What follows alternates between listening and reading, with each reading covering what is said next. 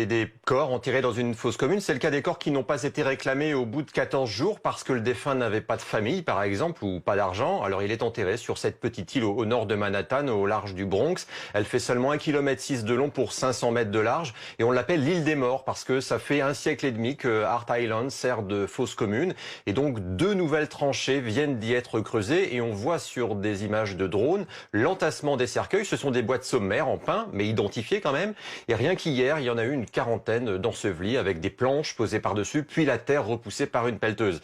Alors ça c'est toujours fait, une fois par semaine, le jeudi. Ce sont même des détenus de la prison de Rikers Island, toute proche, qui viennent faire le travail en échange de quelques dollars. Ce qui est nouveau, c'est que désormais, il y a des enterrements 5 jours sur 7 avec des travailleurs extérieurs. Il faut dire que le nombre de morts à New York est énorme, déjà 5000 dans la ville. Et dans l'État, il y a eu 799 morts en une seule journée mercredi. C'est un record. L'État de New York est désormais l'épicentre mondial du coronavirus. On en est à plus de 7000 morts depuis le début de l'épidémie dans l'État. Quasiment la moitié de tous les décès du pays, puisqu'on en a plus de 16 000 aux États-Unis. Alors on en est désormais à plus du double, c'est un autre symbole, du bilan des morts du 11 septembre 2001 dans l'État de New York. Il y a une autre image, Cédric, qui a marqué les Américains ces dernières heures. Ce sont ces camions réfrigérés garés devant les hôpitaux.